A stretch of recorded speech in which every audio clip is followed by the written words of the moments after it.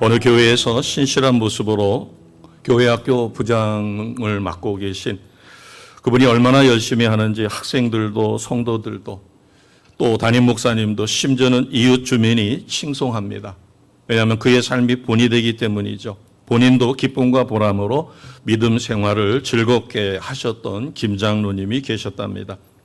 그러던 어느 날 그분은 깊은 고민에 빠졌어요. 동네에서 작두 무당굿을 한다고 난리가 나던 날이었답니다. 잘 그런 데를 안 가는데 호기심이 있어서 갔는데 벌써 앞에 한 5시간, 6시간 굿이 계속되고 있는 마지막 클라이막스에 참여를 하셨던 것 같습니다. 작두날 위에서 버선까지 벗어던진 무당이 그 작두날 위를 걷기 시작합니다. 머리에는 물동이를 이고 그러자 둘러있던 사람들이 환호성을 지릅니다. 그런데 작두날 위를 걷던 무당이 갑자기 비명을 지르면서 발이 비어져 피를 흘리고 쓰러졌어요. 그리고 머리에 이었던 물동이는 떨어져서 물바다가 됐습니다. 피투성이가 돼가지고 쓰러졌으면서 손가락으로 어딘가를 가르치는데 자기를 가리키는 것 같더라는 거예요. 근데 이렇게 보니까 그 옆에 어린 아이를 가리키더라요. 그러면서 뭐라고 그 무당이 이야기하는가 하면 예수쟁이 너 때문에, 손을 부들부들 떨면서 예수쟁이 너 때문이라고. 근데 그 아이는 조금 전에 그 장로님 옆으로 파고들어 왔던 아이인데 자기랑 눈이 마주치자 인사를 했던 자기 주일학교 학생이었답니다. 어린이였대요.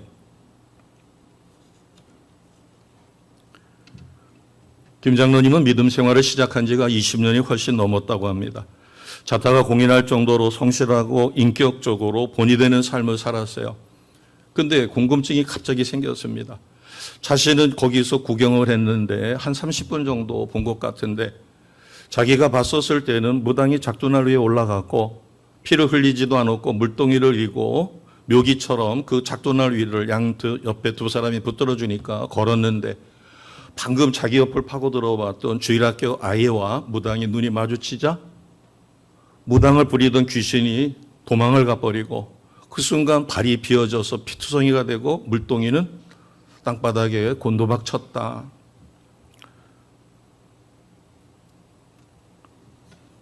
굿은 난장판이 됐습니다.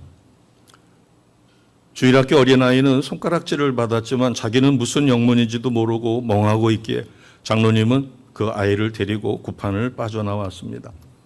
집에 돌아온 장로님이 서재에 가서 깊은 고민에 빠졌어요.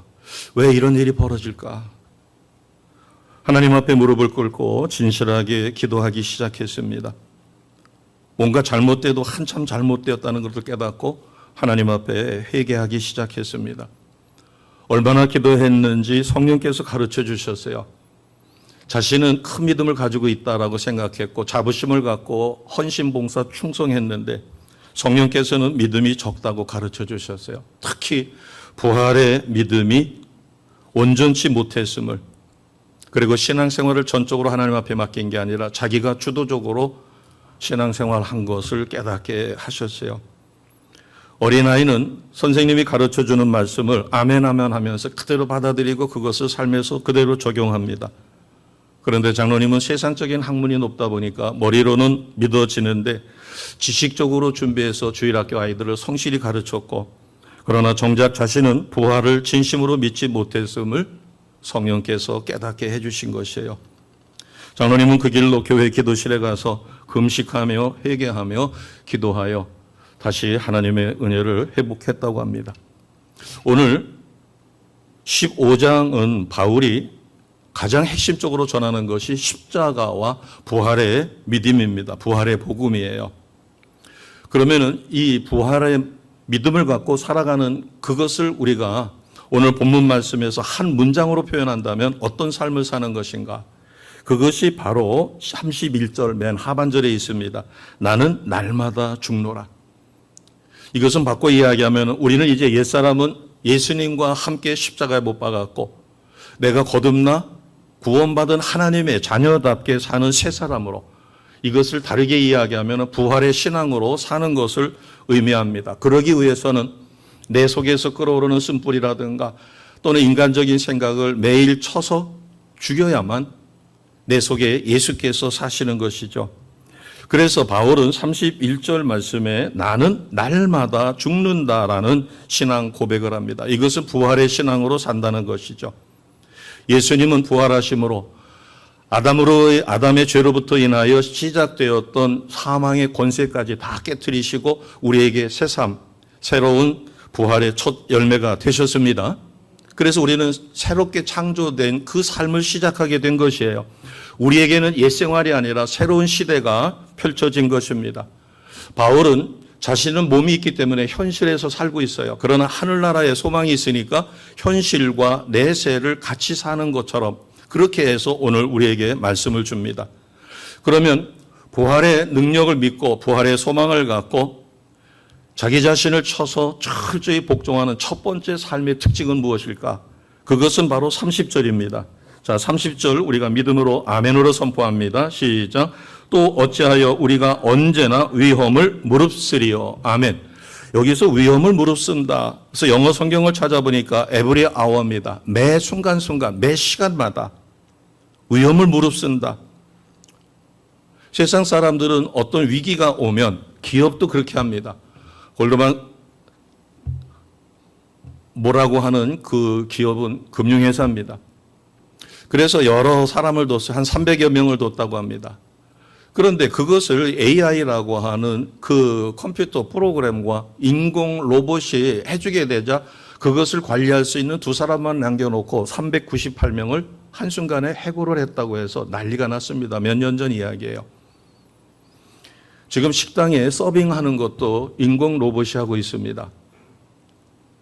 어찌 보면 경제적으로 어렵고 물가가 치솟고 인건비가 올라가니까 그것을 대처하기 위하여 세상은 그런 위험 리스크를 줄일 수 있는, 그래서 인력을 줄이거나 구조조정을 하거나 이렇게 해서 위험을 회피하려고 합니다. 그런데 바울은 뭐라고 얘기하는가? 언제나 위험을 무릅쓴다. 부활의 소망을 갖고 하나님 나라를 바라보고 하나님이 주신 능력으로 살아가는 사람은 위험을 회피하거나 도피하거나 그것으로 주저물러 앉는 것이 아니라 그 위험을 정면으로 돌파하여 하나님이 주신 능력으로 이겨가는 것입니다. 세상적인 차원에서 보면 이해가 안 돼요. 세상 사람들은 소비를 줄입니다. 그런데 그들이 봤었을 때 크리스찬들은 이상해요. 경제가 어렵다고 하는데 여전히 헌금 생활합니다. 선교지가 어렵다고 하면은 자신의 적금을 깨서라도 합니다. 세상의 논리와 달리 가고 있는 것이에요.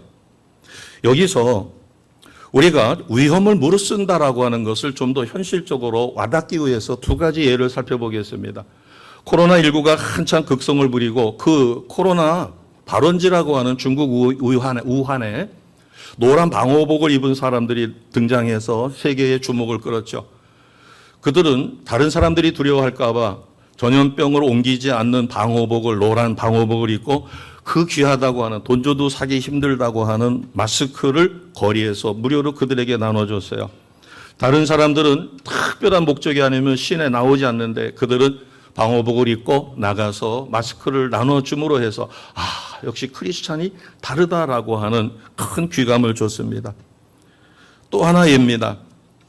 제가 겪었던 일인데 고3 아이가 학교 고등부 회장을 하면서 마침 그때 사고가 어떤 일이 있어가지고 선생님이 없었어요.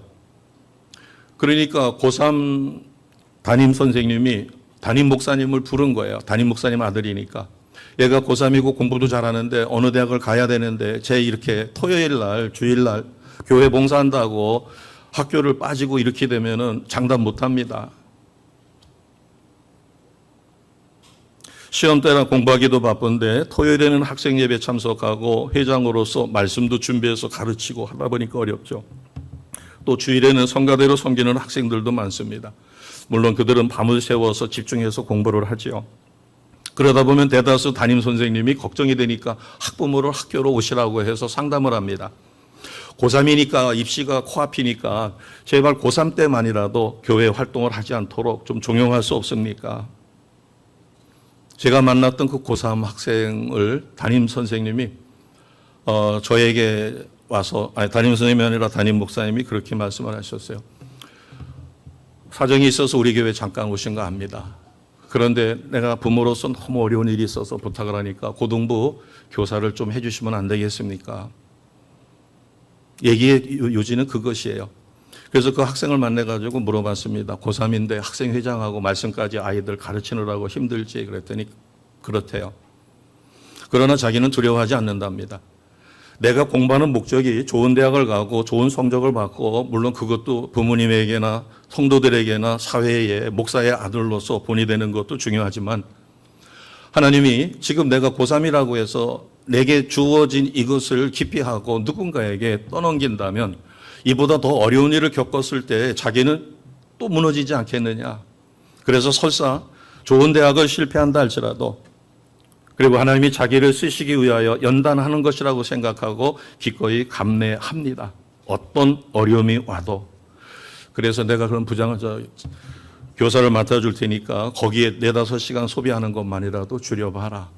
그렇게 해서 뜻하지 않게 한 1,500명 되는 교회에 고등부를 맡은 적이 있습니다. 그 아이는 담대했어요. 목사님 아들이라서 그것이 아니라 자기 주변의 친구들, 다른 목사님 아들들도 고3이니까 심지어는 학원 가고 학교에서 야자하고 이런 것 때문에 고3의 학생부 출석을 안 하고 이렇게 하지만 자기는 아무리 생각해도 그것은 아니다. 바울은 부활을 믿었기 때문에 전도 여행을 하면서 수많은 위험을 겪으면서도 그 위험을 결코 회피하려고 하지 않습니다. 자, 이것을 바울은 아주 진솔하게 고린도후서 11장 23절에서 27절 자신이 겪고 있었던 어려움이 어떤 것인가를 조목조목 이야기합니다. 23절 같이 갑니다. 시작.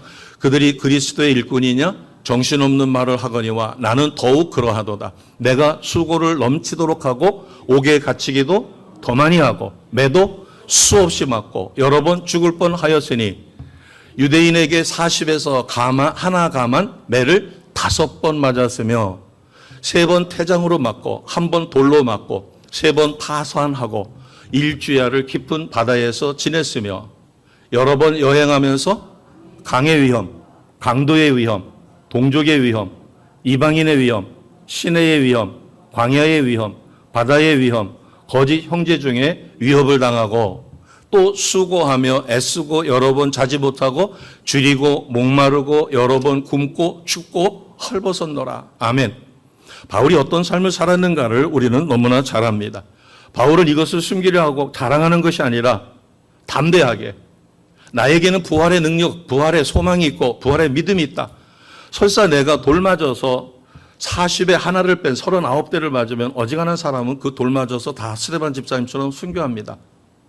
그 죽음이 기다리고 있고 돌 맞는 그것을 3번이나 5번이나 했어요.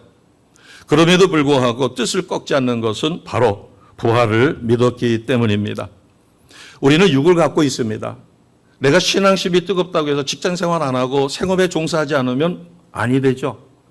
그러나 내가 왜 생업에 종사하면 내가 왜 돈을 버는가의 목적이 분명하다면 우리는 육을 입고 있으며 생업에 종사한다 할지라도 내게 부활의 소망이 있기 때문에 우리는 옛사람이 아니라 새사람이요 새로운 피조물로 하나님 뜻대로 사라지며 내가 돈을 벌기 위해서 상대방에게 친절히 하는 것이 아니라 하나님의 사람으로 그 영혼을 생각하며 그에게 친절하게 대하는 것. 같은 생각일지는 몰라도 다르죠. 부활의 능력으로 영혼을 구원하고 사명을 감당하는 것입니다. 또 바울이 고백하는 것 중에 우리가 경험하고 있는 것은 그가 겪었던 그런 고난을 통해서 바울은 더 정금처럼 빛이 납니다. 우리도 고난과 연단을 통해서 더욱 강해지죠.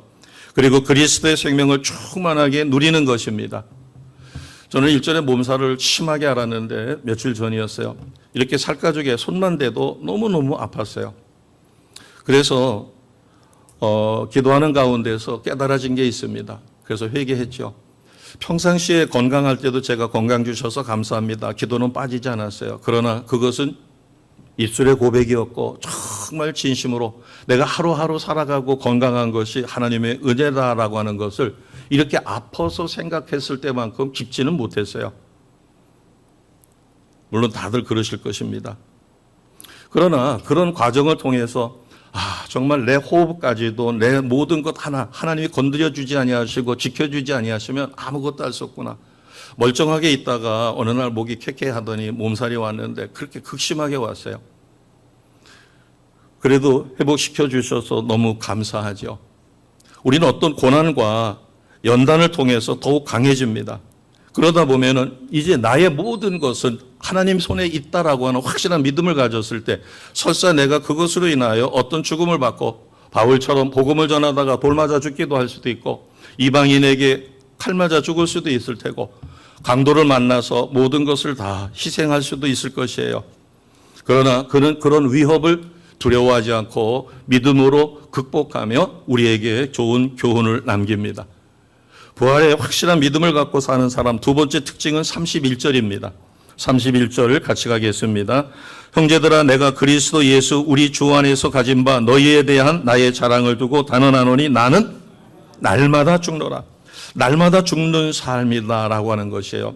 이거는 현실적으로는 이해하기가 어렵습니다. 우리가 어떻게 날마다 죽어요?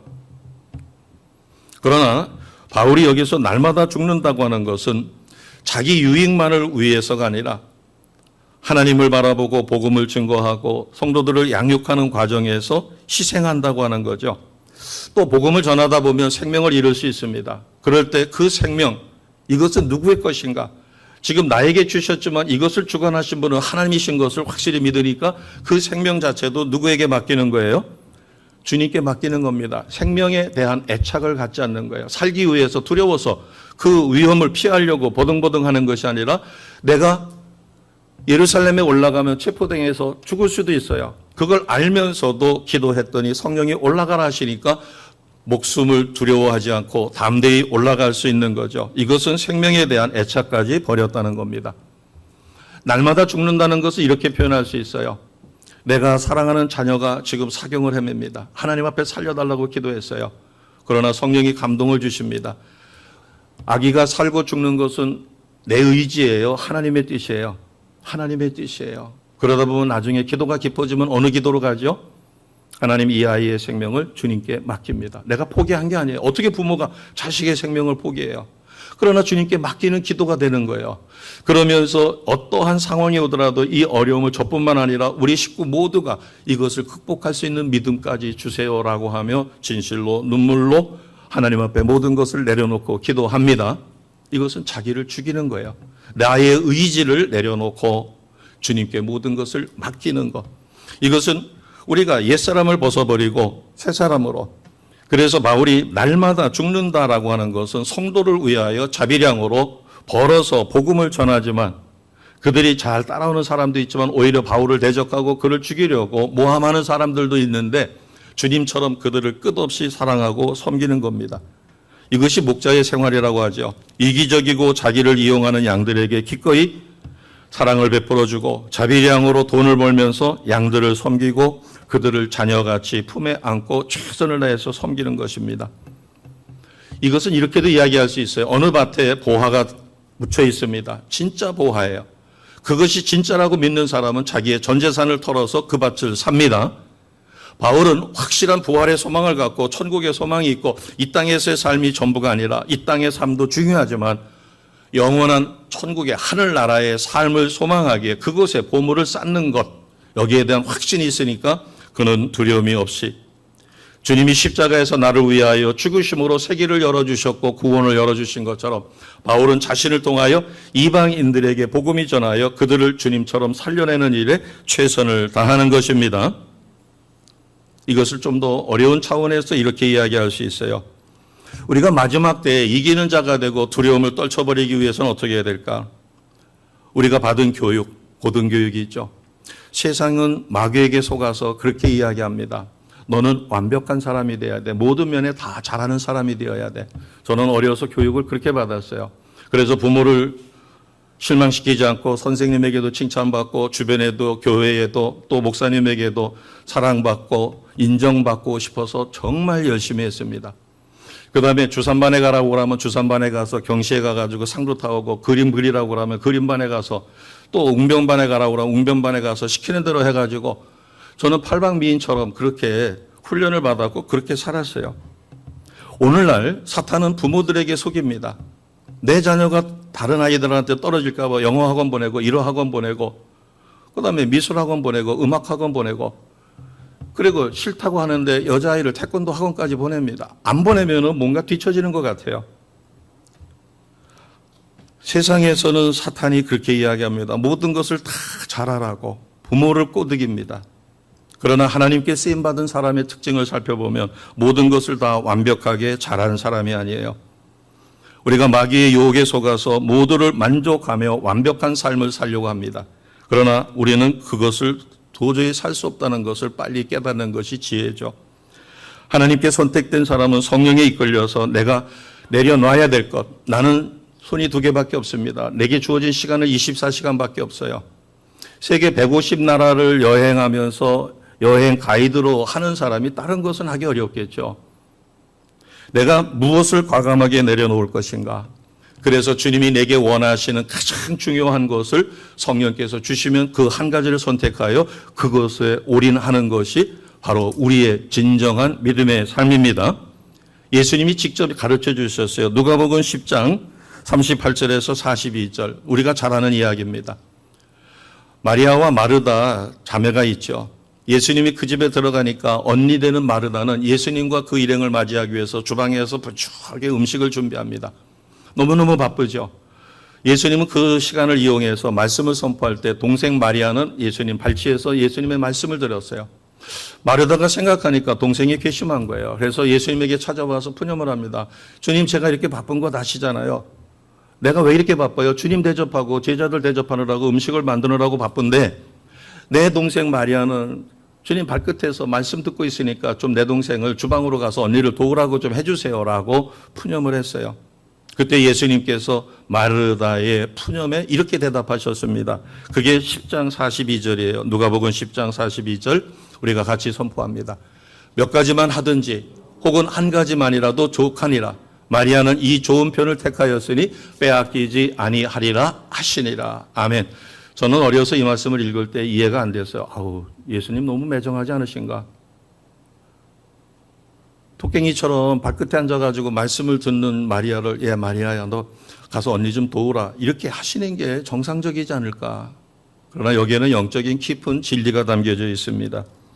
자, 같은 맥락에서 다윗이 하나님 앞에 한 가지 소원이 있다고 이야기합니다. 내가 너의 소원을 들어주겠다. 그 소원이 무엇이냐 할 때 우리는 어떤 한 가지를 제시할까? 자, 이거에 본이 되는 것이 다윗입니다. 다윗의 고백 같이 선포하며 아멘으로 받습니다. 내가 여호와께 바라는 한 가지 일 그것을 구하리니 곧 내가 내 평생에 여호와의 집에 살면서 여호와의 아름다움을 바라보며 그의 성전에서 사모하는 그것이라. 아멘.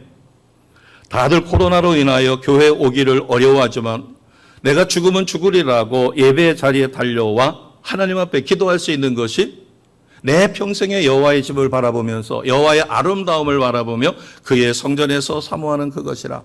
의사는 권면합니다. 수술을 했으니까 위험하니까 예배의 자리에 가지 마십시오. 일하지 마십시오. 쉬십시오. 맞는 이야기죠. 세상적으로. 그러나 다윗은 내가 여호와께 바라는 한 가지 일이 있다. 그건 내 평생에 여호와의 집에서 즉 주님과 동행하는. 오늘날 21세기 우리는 성령의 사람이기 때문에 내 심령 안에 성령께서 내주하고 계십니다. 그래서 내가 그 내 안에 내주하시는 성령과 더불어 거룩한 삶을 살며 위험을 돌파하고 하나님 기뻐하시는 삶을 사는 것이에요. 성령의 감동으로 말씀을 따라 내가 가장 좋은 것을 선택하는 것. 이것을 다윗은 바울은 31절에 나는 날마다 죽노라. 에브리 아워입니다. 매 시간 나 자신을 쳐서.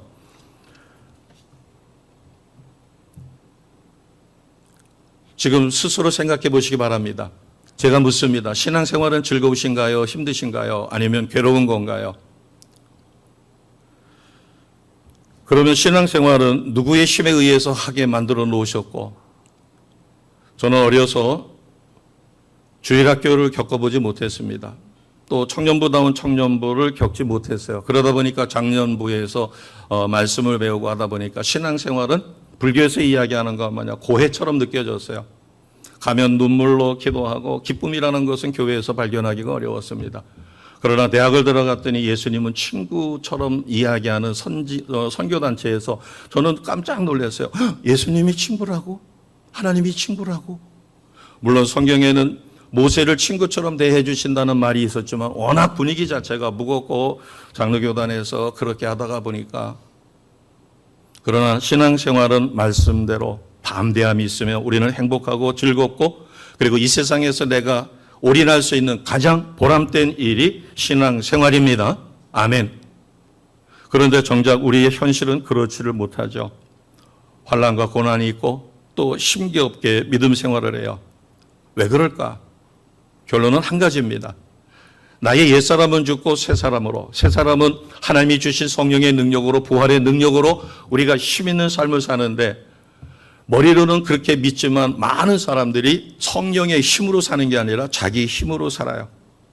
서두에서 이야기했던 장로님처럼.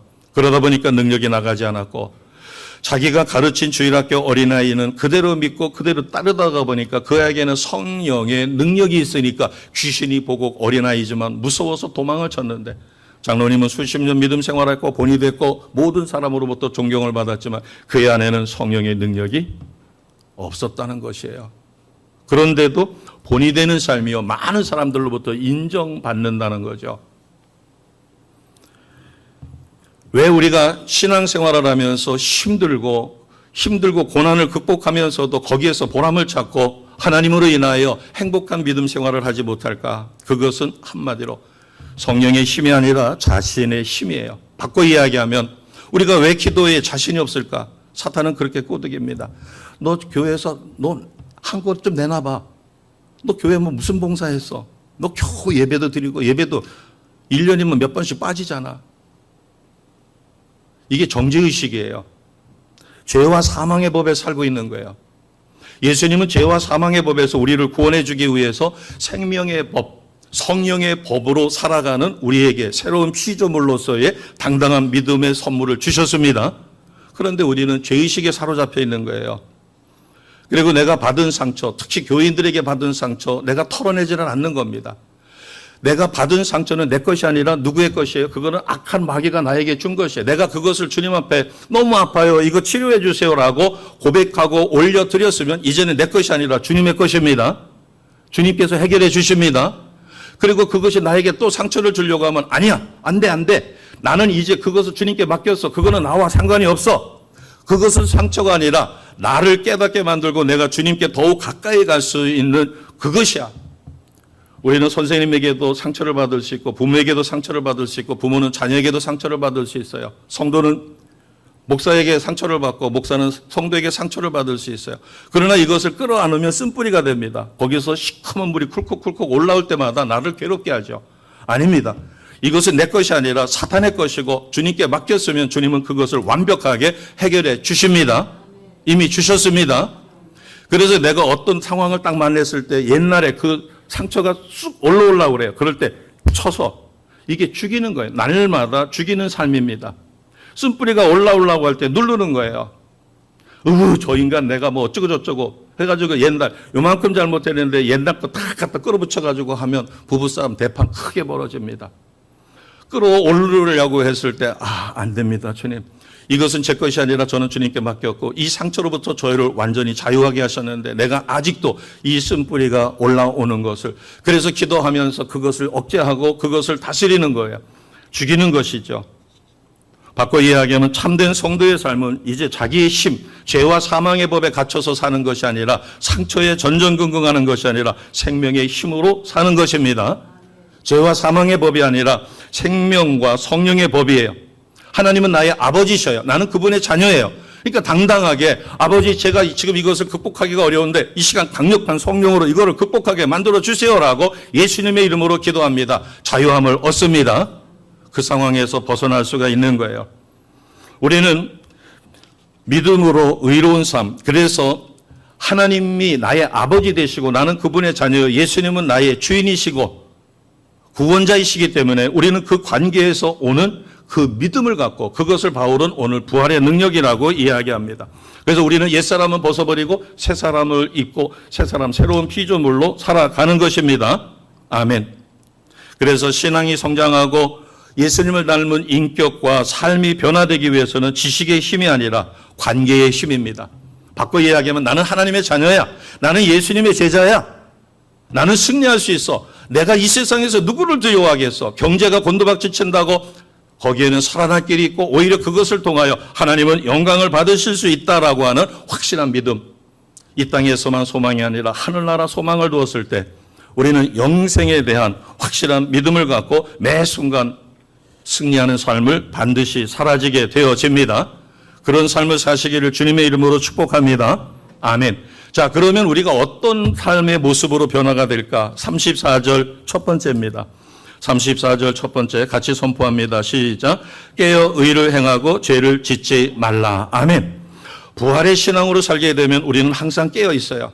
그리고 의를 행하게 되고 죄를 짓지 않습니다. 설사 죄를 짓는다고 해도 금방 깨닫고 하나님 앞에 회개하고 돌아서게 돼요. 그러면 우리가 깨어 있고 의를 행하고 죄를 짓지 않기 위해서는 아주 중요한 것은 내 속에 역사하시는 성령을 따라가는 거예요. 의지하는 겁니다. 이것을 다른 말로는 말씀 따라라고 그래요. 좀 더 현실적인 이야기를 해드리면 이렇습니다. 우리가 지금 살고 있는 이 시대는 집중력이 결핍된 시대라고 합니다. 왜냐하면 우리는 눈만 뜨면 보는 게 너무 많아요. 듣는 것도 너무 많습니다. 아침에 눈을 뜨자마자 우리가 볼 수 있는 게 많죠. 마귀가 인간을 멸망시키는 방법은 아침에 눈을 뜨면서 저녁에 눈을 감고 그가 죽기까지 계속 보게 만드는 거예요. 보는 즐거움. 요즘에 영화관 가지 않아도 뭐 넷플릭스라든가 이런 것을 통해서 무료도 있고 뭐 유료도 있고 얼마든지 즐길 수 있는 시간이 많죠. 죽도록 눈을 즐겁게 해주는 겁니다. 다니엘서에 보게 되면 마지막 때가 되면 지식의 양이 증가한다고 그래요. 그래서 짐 퀵이라고 하는 사람의 책을 보게 되면 1940년대에서 1950년대에 살았던 그 사람들이 평생 동안 사용하는 지식의 양이 오늘날 현대인에게는 하루 정보량에 해당된답니다. 옛날에는 두꺼운 콘사이스를 가지고 찾았어요. 영어도 찾고 국어 단어도 찾아야 되죠. 국어 공부를 잘하려면 국어사전을 자주 이용해서 그 용어를 정확하게 이해를 하는 것입니다. 그러나 우리는 지금 그런 종이사전 안 이용하죠. 지식 검색창에다가 집어넣으면 얼마나 친절하게 만들어 나오는지도 모릅니다. 또 공신력이 있는 그러한 전자사전을 통해서 1960년대 태어난 사람보다 지금 이 시대에 태어난 사람의 하루 정보량 소비가 3배 납니다. 60년대 사람하고 불과 70년 사이인데 이것은 바꿔 이야기하면 우리가 하나님의 말씀을 들을 수 있는 이 사회 구조가 점점 악해진다는 거예요. 그러니까 하나님의 말씀을 가까이 하기보다 손쉽게 텔레비전 틀으면 거기서 재미나는 거 나오고 뭐 연속극 보다 보면 내일 또 기대가 되고 어찌 보면 우리는 무척 바쁜 삶을 살아요. 그러나 그 바쁜 게 내게 유익이 되는 좋은 일에만 시간이 바쁜 게 아니라 허들의 일에 우리가 마음을 빼앗겨 시간을 뺏겨 그러다 보니까 정작 하나님 말씀과 하나님 은혜를 구하는 시간은 점점 갖기 어려운 거죠. 제가 감동받았던 글이 있습니다. 어떻게 하나님 말씀에 집중하며 성령에 이끌리는 삶을 살까? 기억하시기 바랍니다. 하루의 첫 시간이 가장 중요하다는 거예요. 제가 2가지로 비유를 하겠습니다. 우리는 아침 공복에 먹으면은 유익이 된다라고 하는 음식을 잘못 알고 있었던 것 같아요. 저도 그렇게 했습니다. 아침에 일어나서 뭐 토마토 주스 해가지고 한 잔 마시고 빵 조각 하나 먹고 출근할 때도 있었어요. 그런데 이 아침 공복에 먹으면 보약이라던 것이 이제는 위나 간이나 췌장을 망가뜨린다는 연구 결과가 나왔어요. 토마토나 토마토 주스는 탄닌 성분이 있습니다. 지금 제가 말씀드리는 토마토, 고구마, 바나나 이런 많은 이것들이 음식을 먹은 다음에 먹으면 소화력도 뛰어나고 우리에게는 보약이 되는 음식이에요. 그런데 공복에 먹으면 독이 된다는 겁니다. 왜? 토마토나 토마토 주스는 탄닌 성분이 있어서 산 분비가 심하기 때문에 십이지 궤양, 위 궤양을 유발하고 특히 위산 역류가 있는 사람이 아침에 토마토를 공복에 먹으면 속이 쓰려서 그 증상이 악화된다고 하죠. 그러나 점심이나 저녁에 먹는 것은 괜찮아요. 공복이 아니니까. 먹었던 음식이 있었을 때 그것은 소화를 도와주니까.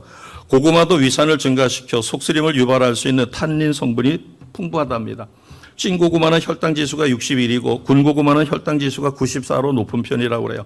이런 고구마를 공복에 먹으면 혈당 지수가 94니까 혈당을 높여가지고 당뇨를 유발시킨다는 겁니다. 그리고 속쓰림이나 위산역류. 그러나 고구마를 어떤 음식을 먹은 다음에 간식으로 먹으면은 그것은 너무 몸에 좋고 다이어트 식품이죠. 바나나 심신 건강에 좋은 칼륨이나 마그네슘이 아주 풍부하답니다. 그래서 운동선수, 특히 테니스 선수들이 테니스하다가 잠깐 쉴 때, 땀 닦을 때 바나나를 까서 하나씩 먹는 걸 우리가 볼 수 있어요. 칼슘이나 마그네슘이 풍부하기 때문에. 그러나 공복에 먹게 되면 마그네슘과 칼슘의 불균형을 초래해서 간이나 궤장에 과부하가 걸리고 종국에는 심혈관에 악영향을 미칠 수 있대요.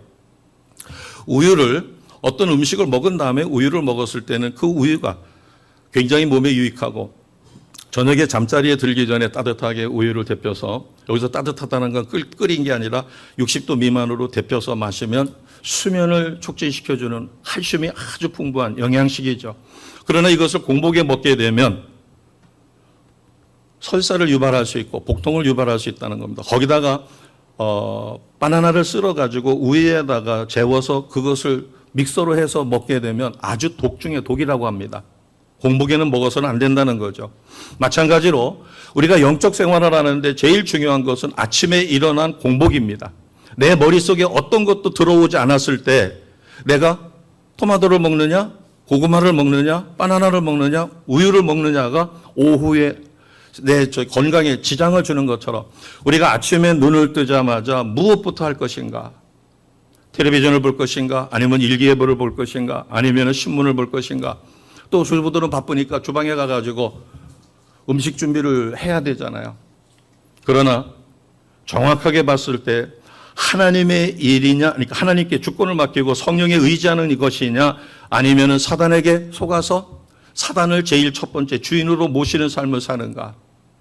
아침 공복에 먹는 음식이 그의 하루를 지배한다는 것처럼 우리가 아침에 일어나자마자 핸드폰이나 문자 확인이나 카톡을 확인하거나 동영상을 보거나 신문을 보거나 이것 전에 짧게는 5분, 조금 길게는 10분, 좀 더 여유 있게 하려면 30분 정도 전교인 하나님 앞에서를 통해서 오늘 내가 묵상할 성경 구절은 길어봐야 2, 30절입니다. 그 다음에 읽어야 될 성경 구절은 한두 장, 세 장 정도밖에 안 되죠.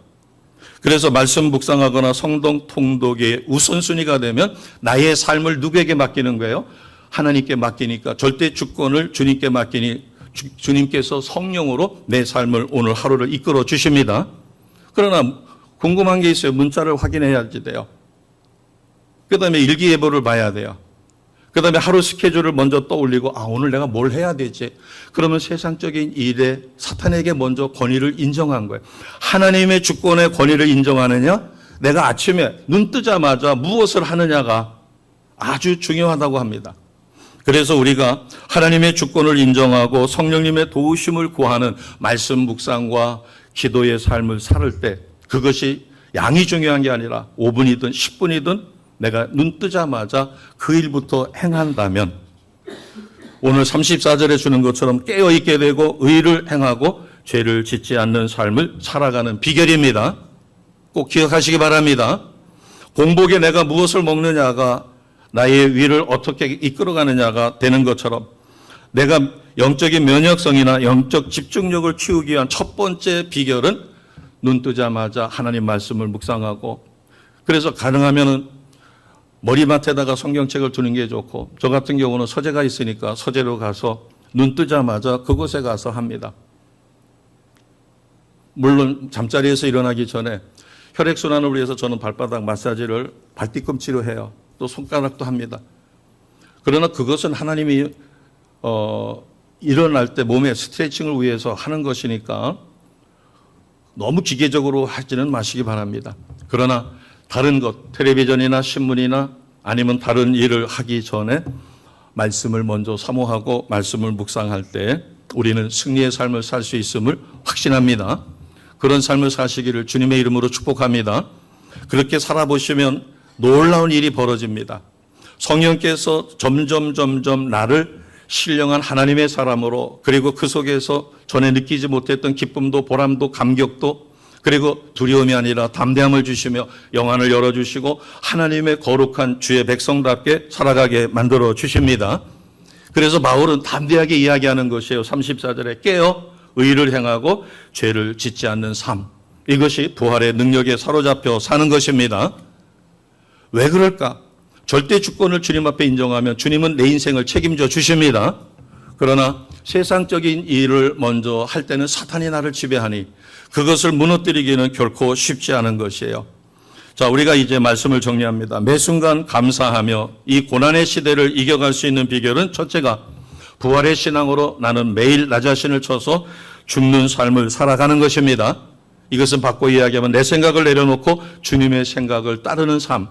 나의 유익보다는 주님을 먼저 생각해서 내가 희생적인 삶을 살 수 있다면 두려움 없이 살아가는 것이에요. 두 번째는 부활신앙으로 날마다 위협을 무릅쓰는 삶입니다. 손해된다 할지라도 주님이 원하시면. 세상 사람들은 두려워서 예배 자리에 나오지 않는다고 할지라도 나는 목숨 걸고 죽으면 죽으리라 에스더처럼 예배 자리를 찾았을 때 하나님이 그때 예배를 통하여 주시는 풍성한 은혜는 어마어마합니다.